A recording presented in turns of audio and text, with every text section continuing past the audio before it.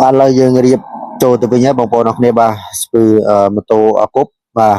យើងដាក់ឡតមួយមកបន្ទាប់ពីដាក់ឡតរួចយើងដាក់រងបាទបងប្អូនភ្លេចដាក់រងគឺនឹងដាក់ចូលគ្នាទៅអាចនិទាបបាទអញ្ចឹងយើងដាក់ពុគុំចូលជាមួយនឹងស្នូលលេខយើងបន្ទាប់មកយើងដាក់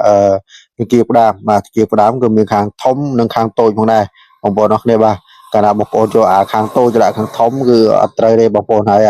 ស្ពាន់ដែលខ្ញុំកាន់នេះអាហ្នឹងគេហៅថាស្ពាន់លេខបងប្អូនបាទគឺមានលេខ0និងលេខ4បាទកាលណាយើងបញ្ចូលលេខដល់កន្លែងចង្វាក់លេខ0ហ្នឹងគឺវានឹងភ្លើងតាប់ឡូចេញពណ៌ខៀវបងប្អូនបាទដល់ពេលលេខ0វាចេញពណ៌ផ្សេងបាទឥឡូវចាប់ផ្ដើមបវល់មកបាទយើងដាក់ចូលរួចហើយយើងបវល់រកពួងជាមួយ0បាទចូលលេខ0បាទហើយក៏យើងដាក់ប្រេងដើម្បីឲ្យវារៀងល្អផងដែរដើម្បីយើងធ្វើការបញ្ចេះកុំឲ្យវាលឺស្នូខ្លាំងបាទអញ្ចឹងយើងត្រូវដាក់ប្រេងផ្សាមតាមស្ពឺលេខតាមស្នូលលេខទាំងអស់ដើម្បីការពារកុំឲ្យវាបញ្ឆេះទៅគឺវាលឺបាទបន្តទៅគឺយើងចាប់ផ្ដើមរៀបស្ពឺលេខដាក់សង្គមចូលទាំងអស់គ្នាបងប្អូនបាទហើយស្ពឺលេខយើងគឺមានបែបនេះបងប្អូនអរគ្នាបាទគឺយើងដាក់រងមួយស្លឹកមកបាទបន្តមកទៀតក៏យើងយកស្ពឺលេខដាក់ចូលបាទមកបាទបន្តទៅគឺយើងដាក់រងបាទស្នួលខាងនោះមកស្លឹកមកដាក់រងដាក់ស្ពឺលេខមួយស្លឹកបាទរងមួយស្លឹកស្ពឺលេខមួយស្លឹកបាទឥឡូវចាប់តាមដាក់ចូលខាងនេះវិញហើយបន្ទាប់ទៀតគឺយើងដាក់ស្ពឺលេខបា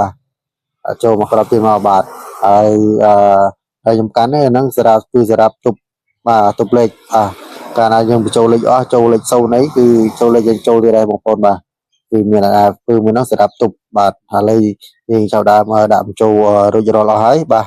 គឺយើងបវល់តិចមកឲ្យវាឡើងមកស្មើគ្នាបាទបន្តទៅគឺយើងយកម៉ារ៉ាវេនយើងដាក់បាទបន្ទោម៉ារ៉ាវេនយើងបាទហើយបន្ទោម៉ារ៉ាវេននេះបើសិនជាកាលណាវាស្ទឹកកន្លែងដាក់ស្ទឹកយើងបវល់វាដាក់ចុះមកក្រោមមកបងប្អូនបាទហើយក៏ដាក់ប្រេងចូលជាមួយនឹងបដាងយេនបាទចូលនឹងដៃយេនផងដែរបាទហើយបន្ទាប់ទៅគឺយើងដាក់បង្គំចូលមកបាទដាក់ចូលនឹងកាទៀនហ្នឹងមកបាទស្គាត់ទៅវាចូលក្រឹបបាទឃើញទេបងប្អូនបាទបន្ទាប់ទៅក៏យើងយករងមកដាក់មកព្រឹបបាទយកកាទៀនយើងទៅយកមកដាក់បង្គំចូលគ្នាមកបាទអត់មានអីបាទទេបងប្អូនបាទតែបងប្អូនចេះហើយគឺអត់បាទទេណាតែយើងអត់បាទរៀនទៅបាទវាបាទបងប្អូនអរគ្នាបាទ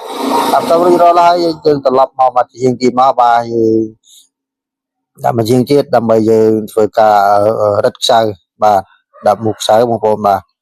ហើយការរឹតខ្សៅហ្នឹងគឺ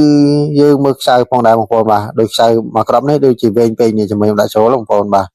បើវែងពេកយើងដកចេញមកបងប្អូនបាទឃើញទេជំនួយនេះឃើញទេវែងជ្រុលបាទកាលណាលើស13ហ៊ុនហ្នឹងគឺមូលទៅគឺនឹងអាចមានបញ្ហានឹងអាចបែកជាទាជ្រុលទៅមួយជាងទៀតបាទយើងយកលៀនចេញបាទជា2ហ៊ុននេះបានណាបងប្អូនអរគ្នាបាទហើយចាប់ដើមយើងរឹតបាទយើងរឹត